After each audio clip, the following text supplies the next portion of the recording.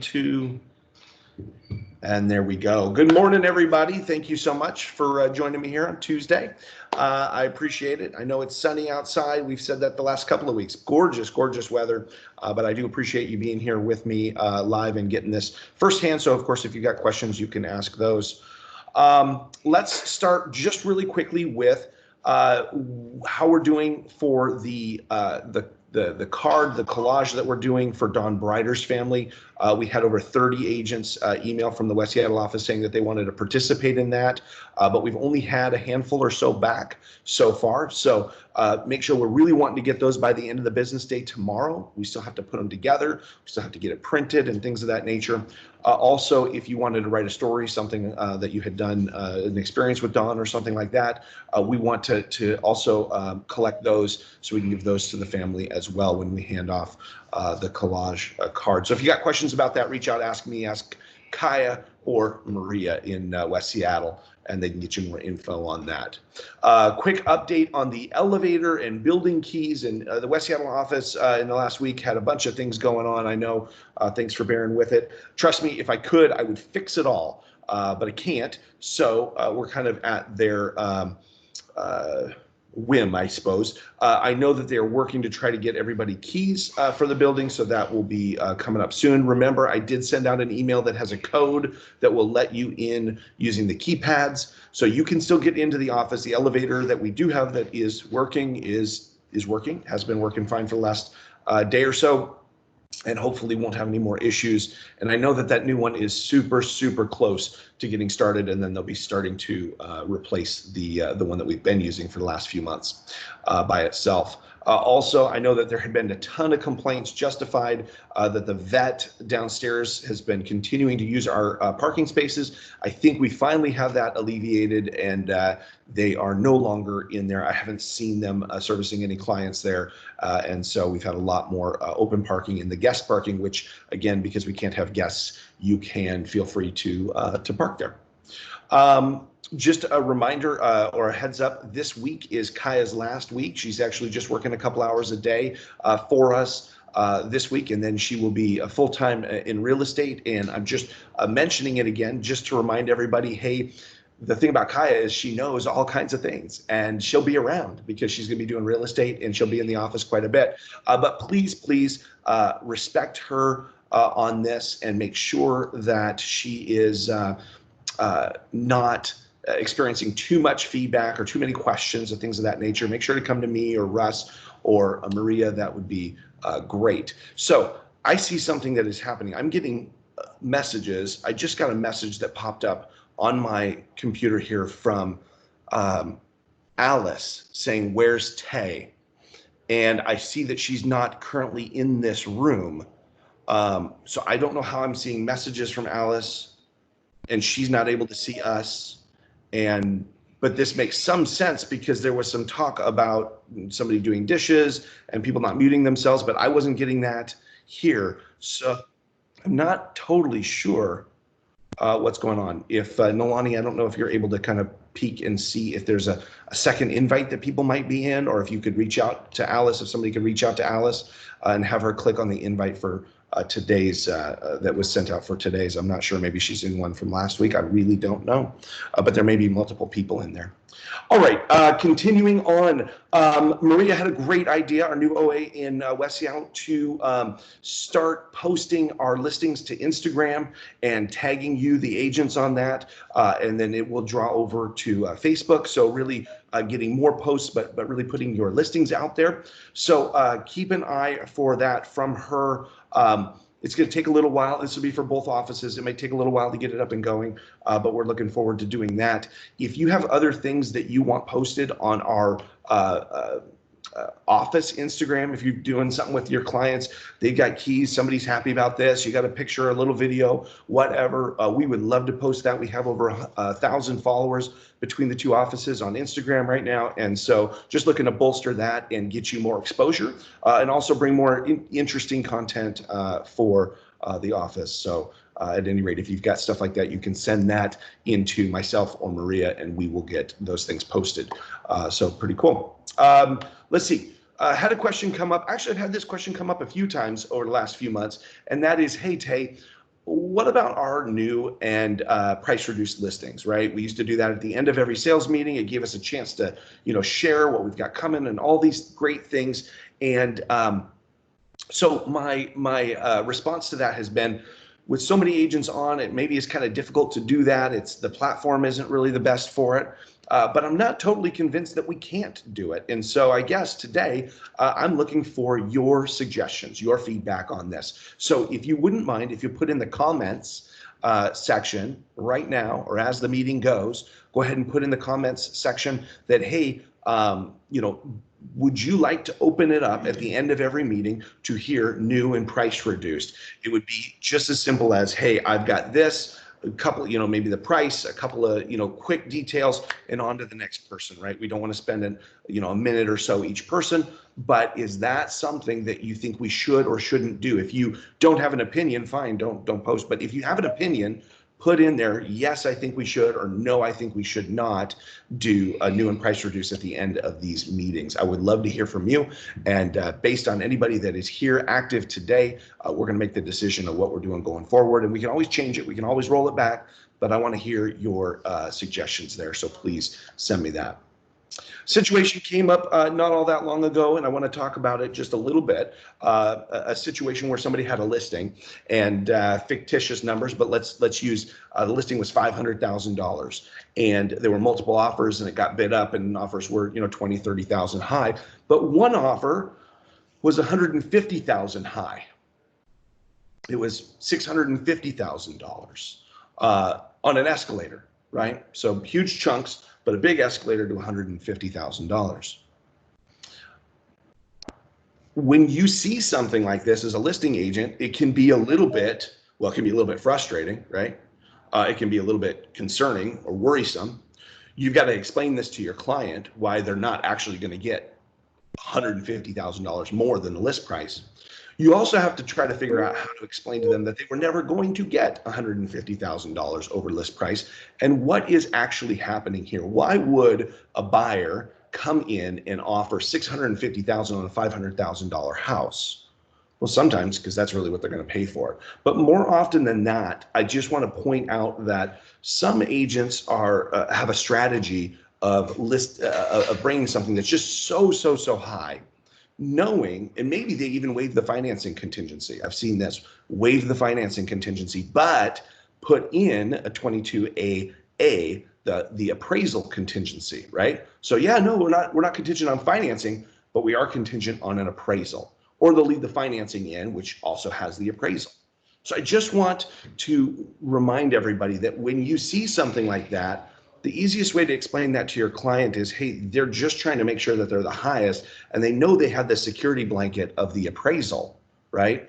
Probably the appraisal is not going to come in at $650,000 on a $500,000 house. In fact, if I'm the buyer's agent, I can probably help to kind of make sure of that by sending comparables that don't come anywhere near $650,000.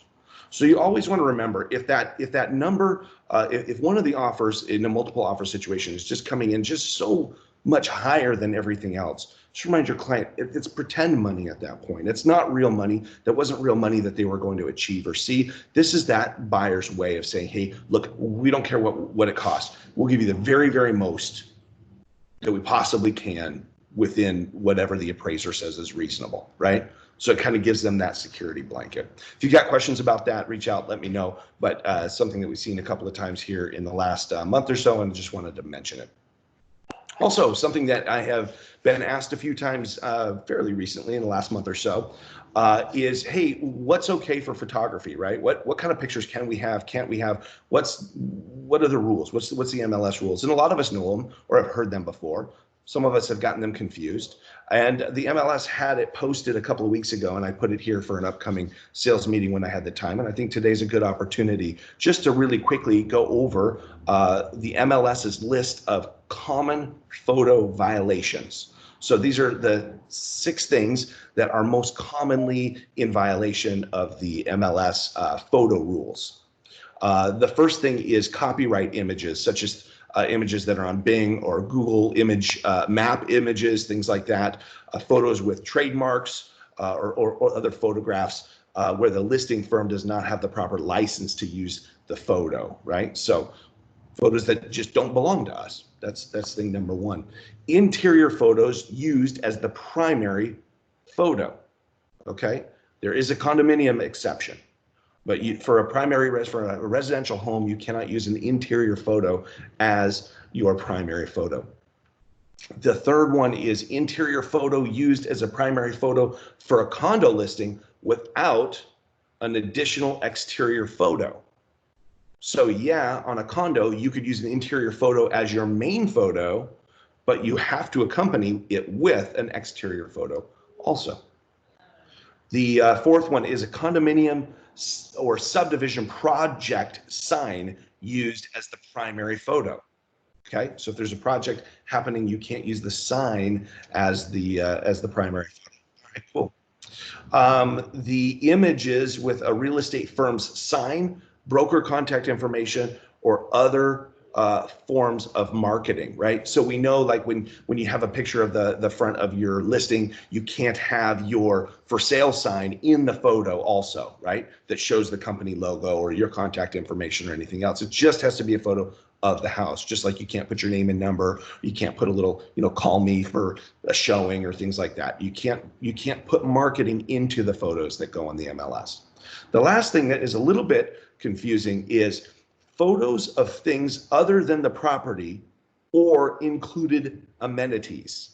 Okay, so photos other than the property, other than included amenities. So if I am listing a home in Normandy Park and I take a picture of the Cove, if I have Lot A beach rights, well, that's on my title.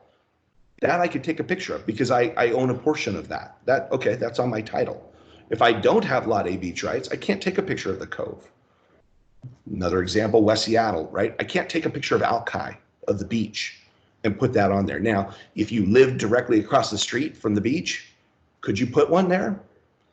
Yeah, you're probably getting beyond a gray area, not as per the rules, right? It's not an included amenity, even though it's right across the street, which definitely makes it a very close amenity, right? But amenities would be, right, like a pool house or I'm sorry, like a clubhouse or a pool at a condominium, things like that. You can have those photos in your listings. Now, I know people break these rules all the time. I know a lot of you are going, I see it all the time.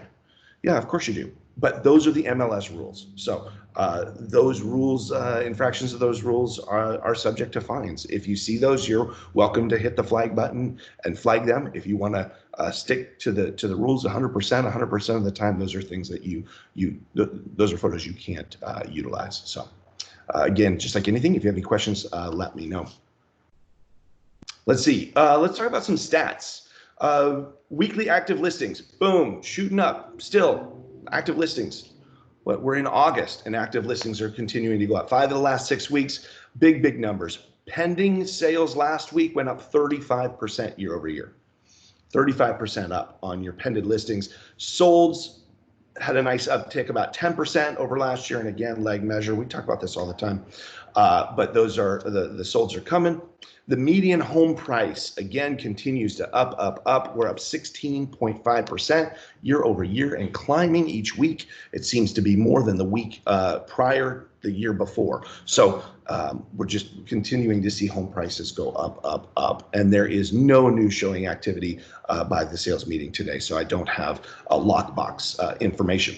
But I want to continue with some stats because some other things hit me as I was watching the monthly market update.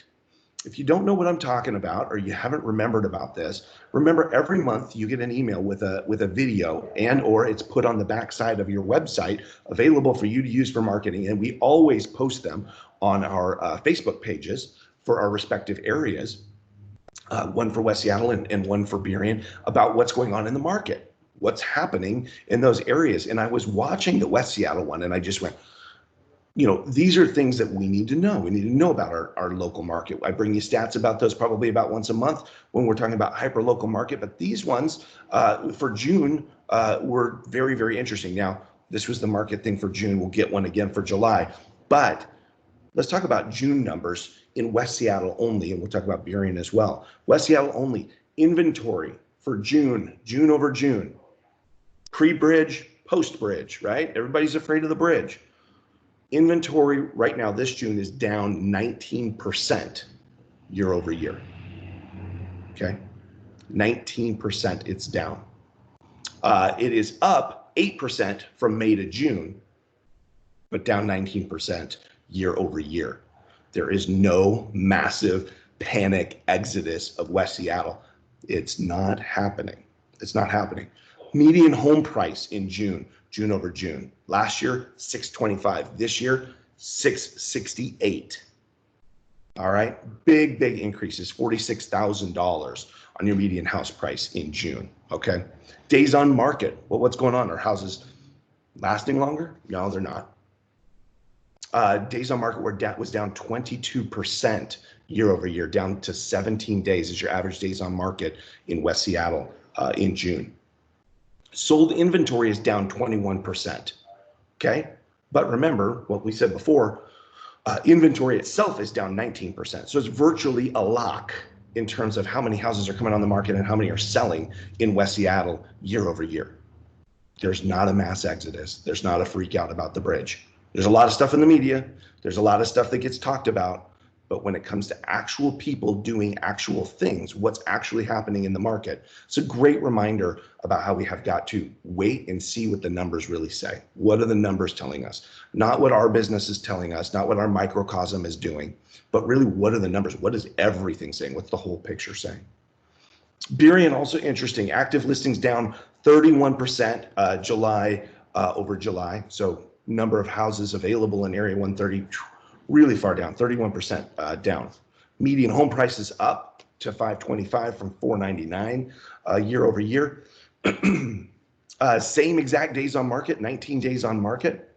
And solds are down year over year 23%, but solds in Area 130 were up 50% month over month. So anyway, so some trajectory in the right way there. But again, just some interesting information, some things to really pay attention to, especially for those of you that are doing any business in West Seattle. And if people are talking about the bridge and what's going on with the bridge and how's the bridge impacting real estate. I'm not seeing it, guys. If you've got other thoughts, definitely let me know, but I'm not seeing it. It's not in the numbers. Calendar, let's hit your calendar for a minute. A couple things. One, exciting news. Nolani's back. Yes.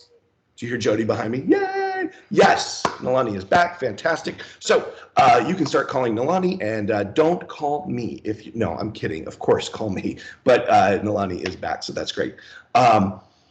Sales meetings, upcoming sales meetings. Let's talk about that. Bust your phones out. This is going to be a couple of things just to note. Next sales meeting is going to be normal. The meeting after that, I'm going to be taking some vacation. I'm going to take about 10 days off. Friends, that's 10 calendar days, not weekdays. So about a week and a half of office time I'm going to be taking off here towards the end of August. I'll post the dates on that coming up. I figure about the 15th for about 10 days. So over that time, the sales meeting on the 18th, Russ and Nolani will be taking that sales meeting. I would make an absolute guaranteed pinpoint to show up for that. It will be a lot better than my meetings, guaranteed. So make sure that you hit that. And then on the 25th, it's the last week in August. I'm going to give everybody a, hey, I'm not going to be here. Just take the week off. Yeah. 25th of August, no sales meeting, and we'll hit it right back again the first. I think it's the 1st of September, and we'll jump right back in and we'll get geared up. A couple other things for your calendar. Thursday, the 6th, from 10 to 1, Equity has got the clock hour class for us. You've had emails with invitations. If you don't remember, you didn't see it, you can't find it, say something. Let me know. Let one of your OAs know, and they'll send you the invite. That's great. That's on Thursday. Also, something that's going to come out later today. I'm going to send an email out probably this afternoon. We just got info on this. Over COVID, there's been a lot of events and things that different companies across, or different Berkshire Hathaway branches across the country do to raise money and awareness for Sunshine Kids, our company charity, which is an amazing organization. It just is phenomenal for kids that are dealing with cancer. They're pediatric oncology patients, and they just do some amazing things. At any rate, because of that, they said, hey, let's do something. Let's do a virtual event. And they are kicking off an event that they're calling Walk and Wag. And it says, join brokers from all over the country on Wednesday, August 19th. I don't know why my thing is.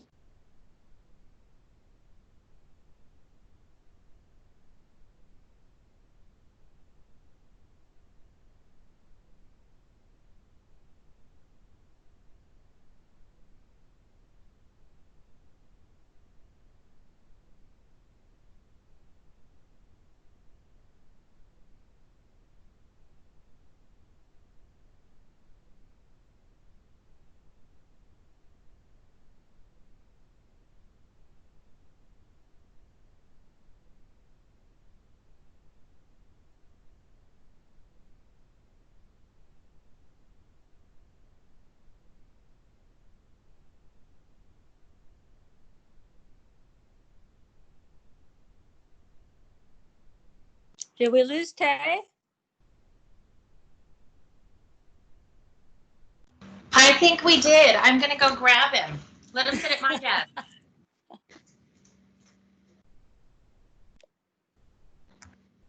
Go ahead, Mark. What?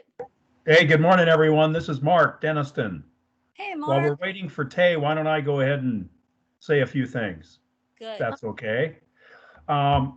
Let's talk interest rates as always. Right now, we're at the lowest we've ever been, slightly lower than we've been over the past month or so. So I just locked a loan in this morning, a conventional loan at 2.75% for a 30-year fixed. I wanted to give everybody a perspective of where rates are now compared to where they were basically at the start of the year. So on 12/31/19, the 10-year Treasury bond yield was at 1.92%. Today, it hit 0.54%. So that's almost, it's 1 3/8% basically lower than where we were at the beginning of the year. And of course, I think everyone's aware of that. Tay, are you back? Yeah, I'm back. I'm over actually on Nolani's computer. It kicked me off, and then when I hit rejoin, it rejoined me to another room where other agents of ours are. Ouch. Something goofy happened this week, guys. I do apologize. Mark, go ahead and continue. I'll get back to my stuff. Let's let you keep going, though, please. Okay, everyone. I wanted to bring up a recent sale, and I've spoken to Sean Stolte about this. This is a purchase that he was able to get over the weekend, and we have a borrower that reached out to him about maybe a month ago about a home that was listed right in her neighborhood that she was interested in purchasing. She wanted to make a contingent offer.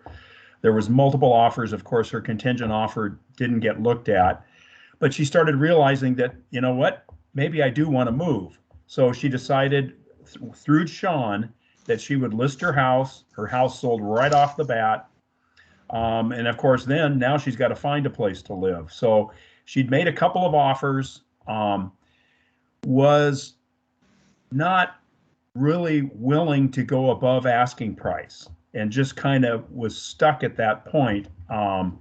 And needless to say, that other couple of offers she made, even though she's putting a big amount down, were not accepted. So this past week, Sean found another home for her that she just absolutely fell in love with. And on Friday, Sean and I spoke about it at length and decided, you know what, we need to kind of team up and get both of us saying basically the same thing to her so she can understand what her options are and what she can do to make her offer hopefully better than anyone else's. And I know folks in the Burien office might not know about this, but George Butterfield, who's on the call, had this happen on another sale earlier this year in January, where there were going to be multiple offers on a home in Normandy Park. And he was able to get the borrower in there. She had a pre-inspection, I believe, waived that, and basically presented a purchase and sale agreement, take it or leave it, before the review date. that was posted by the listing agent. And lo and behold, the seller took the offer. Well, this is similar. And so Sean and I on Friday started thinking about this with a large down payment. She was putting over $400,000 down on a 885 house. I had mentioned to Sean that I'm pretty sure we're going to get an appraisal waiver, so we're not going to need an appraisal. And if she would be able to waive the appraisal contingency and maybe sweeten her offer above asking price a little bit, she may be able to get the seller to accept it. So we both had that conversation with her, and lo and behold, she decided, yeah, I want to do this. I'm going to waive the appraisal and I'm going to go up to 900,000 and basically a take it or leave it offer prior to any reviews. And her offer was accepted Saturday night. It's a great story. She's absolutely thrilled. And, you know, she was getting worried that she wasn't going to be able to find a house. On Monday, I reached out to her and told her she needs to get homeowners insurance coverage. So she reached out to her current insurance company only to find out they would not insure the home because there's a little bit of knob and tube wiring in it. So they just basically said, no, you're going to have it fixed before we're going to insure the home. So Sean and I both reached out and asked her to get in touch with Bill Nelson, who's on this call, I believe. And I'm Bill does have outlets for knob and tube. And so Bill, and he also saved her a bunch of money. So the quote that she got, which wasn't even really a good quote because they couldn't do it, he beat it. And her car insurance now is less and everything else. So you guys, that is a perfect story of the teamwork that we can all do. It's so important that the lender, the realtor, even the insurance agent all be on the same page. And we have a borrower or buyer that is absolutely thrilled. She's closing in a few weeks, and it's a great story. So just thought I'd mention that today. One other thing, forbearance. I wanted to mention that to everyone. I had a longtime client that has bought quite a few homes and refied through me over the years, want to refinance a home. Over the weekend, he reached out to me, and thankfully he told me, well, I'm in forbearance on a rental that I have because the tenant lost her job and she hasn't paid rent for 3 months, and now she's moved. Unfortunately, you're not going to be able to qualify for a mortgage if you're in forbearance. You have to be out of forbearance, made up any payments that you missed during the forbearance period, and you need to make 3 payments on your mortgage before you're going to be able to get qualified for another mortgage, either refinance or purchase. So I thought I'd mention that to everyone, since that is something that when you're just talking to people, they may be in forbearance and not have any idea that they're not going to be able to get approved to purchase another house. So that's about all I have. Any questions, anyone? No, I think that's super, super helpful. It's a good reminder because we've got all kinds of questions that we ask sellers before we list a property, right? Or before we engage too far, right? We want to get those things. We want to figure out, well, where are we right now? And in the past, in the way back, right, it was, you know, hey, well, what do you owe? Is it a short sale, right? This is in the way past, right? But today, that might be replaced with, hey, did you participate in any, forbearance on your property? Those are things you might want to know before you're able to do that. At any rate, so that's interesting. Also, Mark had mentioned about the idea of helping win an offer. Just a reminder, we do have a video I did. It's a year or two old, but it is very, very relevant on YouTube. If you go to YouTube and you put in Krull and how to win an offer, or just win offer, right? And it is a whole class on things that you can do to spruce up your offer and different ways and strategies that I've seen over the years of people winning in multiple offer situations. So that is kind of consolidated there for you. And lastly, just a reminder, and thanks, Mark, for sharing that story about Bill. At the end of the day, Bill just saved somebody's deal. And Mark, you just saved somebody's deal. You put money in agents' pockets, saved the clients, got them what they wanted, all because we knew where to go and we had the tools to do it all in one spot. And that is so incredibly powerful and valuable. And I just appreciate both of you guys and what you do to help our clients, our clients, our agents help their clients all the time. So thank you. Thank you for sharing that. I appreciate it. Can I say one thing, Tay? Yeah, please. So I was just going to say, Mark Mark and Sean passed the deal along to me about 10 o'clock yesterday morning. By 3 o'clock, I had her all wrapped up. And I saved her, I just did the math, I saved her 37% on her auto insurance, and I tripled her coverages and got her an umbrella, $1 million umbrella as well. I was more excited than she was probably. I mean, I was stunned. Just free money coming from the sky. Yeah, I mean, she told me what she was paying monthly, and I thought that seems a little high, and I ran her through, and I had to look at it a few times because it was so dramatic and significant. Awesome. Thank you, Bill. Thanks for sharing that. I appreciate it. I'm going to get back to the calendar thing. Oh, real quick. No, I do want to get back to the calendar thing right now because we were starting to talk about Walk and Wag. Berkshire Hathaway, the mother company, has put this out. Join brokers from all over the country on Wednesday, August 19th for the first annual Walk and Wag benefiting Sunshine Kids. You can participate in this virtual walk to help raise money for this amazing organization. Provides programs for pediatric oncology patients. $30 registration fee gets you a Sunshine's t-shirt and a bandana for your dog.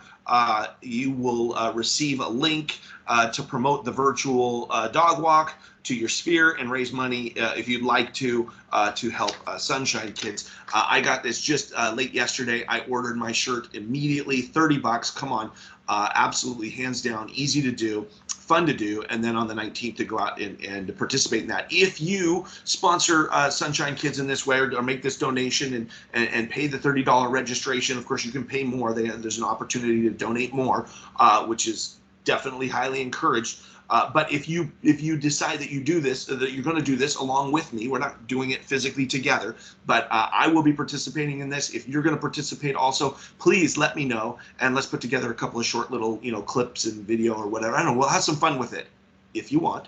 Let me know. If you jump on that. We're going to send an email out later today with the registration. And again, I'm all registered and signed up for that. I hope you do as well. Let's talk to Pam. Pam from American Home Shield. What's going on, Pam? How are you doing? Good to see all of you. Kind of want to get back to basics a little bit today in talking about the home warranty. I think it's really important to set proper expectations. I always like to under-promise and over-deliver rather than the other way around. And oftentimes in the hustle bustle of a real estate transaction, especially now with things happening so quickly, the warranty can get overlooked. So I just want to remind you that your buyers with American Home Shield have 60 days from the date of closing if they do want to get a warranty in place on their new purchase. So reach out to me if that's the case. I can get that done. If you're a teeny bit over 60 days, I can still get it done. But that's kind of the guideline for the real estate product. The other thing to remember is American Home Shield, we cover things that lie within the foundation of the home and that fail due to normal wear and tear. So in that sense, and that are in a good working condition at the start of the contract. So if you represent a buyer and the seller says, I'm not going to fix any of these items on the home inspection, and your buyer already knows they're broken, the home warranty is not going to cover them if they know ahead of time. Now, we do cover undetectable pre-existing conditions, but kind of think of it like a car insurance. If you took your car out and you had an accident and then you called Bill up the next day and said, hey, Bill, can I get some car insurance on this? He'd say, sure, I'll get you car insurance, but it's not going to cover the accident that you had the day before. So home warranties are very similar to that. And we send your clients information, both your sellers and your buyers. We do send them the information so they kind of know what to expect. But I mean, not everyone reads everything, as we all know. So just a couple things to keep in mind. We're here to help. And if situations are a gray area or you think it's not the way it should be, you call me, I'll help you out. I'll do whatever I can, but I just want to make sure that homeowners home warranties cover a lot. They offer great budget protection, but they don't cover every single thing that goes wrong in the home. I mean, if they did, they'd be out of business in just a couple days. So just keep that in mind. Keep me as a resource. Call the concierge line also if you have questions, and I'll talk to you soon. Awesome. Thank you so much. As we bring Kelly Quigley up, I just want to remind everybody, as I said at the beginning, I really would love to see in the comments section if you would like to bring back doing new and price reduced at the end of the sales meeting and giving people the opportunity to come off mute and turn their cameras on and tell us about a new listing of theirs or about a price reduction. If we have one of those, please say yes or no. Either one. I want to see both responses in the comments, and we'll go back and tally those up afterwards and make a decision going forward. So great. Kelly Quigley, are you there? Good morning. Hey, Kelly. Oh, you're cutting in and out. Can you hear me now? I have to use Yeah, my phone. yeah. Yep, can hear you. There you are. Hey. Oh, there I am. Okay, here I am. Well, anyways, I am so excited about our Clock Hour class this Thursday. I just want to do a recap really quick. The first hour is going to be with Dick Kays. The second hour, and talk about title and escrow. The second hour is going to be with Suzanne Burns about 1031, which is great. And then you get me for the last 40 minutes talking on my favorite subject, farming. And I have some great things to show you. We do ask that your cameras be on. I'm going to try and get you guys in and out in 2 hours and 40 minutes to comply with state guidelines. And another bonus, the weather doesn't look that great on Thursday. So I am so looking forward to this. And we're going to have fun too. So I'm all about that F word, farming and fun. So make sure you have a piece of paper and like a big black pen or a bright color pen when we start, because we're going to change it up a little bit. So I look forward to seeing you all on Thursday. You do have to register, so please do sign up, and thank you so much, Tay. Yes, absolutely. So again, we sent out the registration an email with a link and everything, so make sure that you do that. And again, this is actually a good reminder for me to mention it, and some of you have already experienced this. The Clock Hour classes online, people are doing them differently, right? This is new. It's like the wild, wild west. Nobody really knows, like, what should I do? What can I do? What can I not do? What's reasonable? What's not reasonable, right? We kind of got to work with the situation, but we also have to make sure that we're in compliance with the DOL and all of these different things. And so we've had some classes where, gosh, you know, nobody was on camera. Right? It was just the speaker, and you know, maybe you weren't necessarily needing to be in front of the computer the whole time because maybe nobody really could see that, right? And then we had the class this last week, and the instructor was like, "Hey, not only do you have to be here, you got to be here, and you know, if you're 10 minutes late, you're out.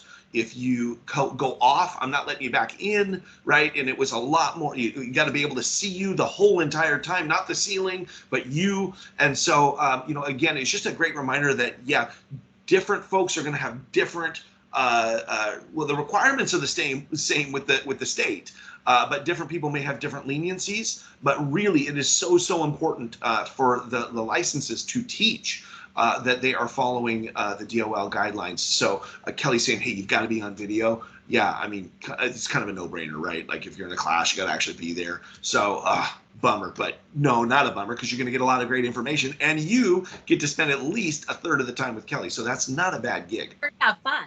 All right. Very good. Awesome. Kelly, that's great. Thank you so much, Tay. Thank you. Absolutely.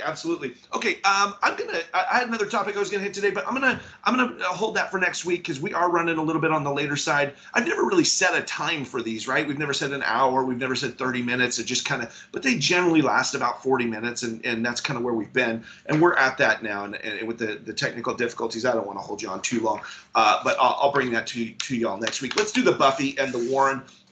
The Buffy this week is going to go to Ryan Manning. I was in the office here in Burien a week ago. Maybe it was the end of the week before. At any rate, I was looking out my window and I see Ryan Manning out there with a tripod and a camera. And I'm like, what is he doing? And then I noticed he's taking headshots outside, beautiful outside headshots of Cassandra. And I said, what are you doing? He said, I'm helping, you know, she could use some new headshots. I said, that's amazing. Again, it just kind of speaks to, you know, what a lot of our agents are willing to do, really jump in and help out. Now, don't go ask Ryan Manning for free headshots, right? That's the downside of this, right? He's going to get 20 calls. But I'm sure he would love to do it, maybe for a donation. But at any rate, Ryan, for you, my friend, thank you very much for being a great team player. Sure appreciated it. It was really inspiring. It was great to see. When I see that stuff, I don't know about you guys, but when I see you guys, you know, jumping in and helping each other, it really is I mean, it was a heck of a lift for the rest of my day, for sure. So thank you for that. And then in West Seattle, we're going to give the Warren to Ramon Myers. Very well deserved. Ramon is just crushing it right now, you guys. I mean, absolutely taken off since he came over from KW and just continuing to grow. If you haven't noticed, he is wildly successful and busy on the virtual media. And so I just want to appreciate his hard work and his growth. He has put in some systematic and intentional things over the lockdown that have grown his business. So at any rate, congratulations, Ramon. Well deserved. You, sir, will get the Warren. So with that, again, if you haven't voted on whether or not you want to see new and price reduced at the end of these meetings going forward, please put that in your comments section here below. And that will conclude our meeting. Thank you, everybody. Sure appreciate you making it. Sorry about the technical difficulties. I think I know what happened. Shouldn't happen again. All right. Have a great one. Thanks, everybody. Bye.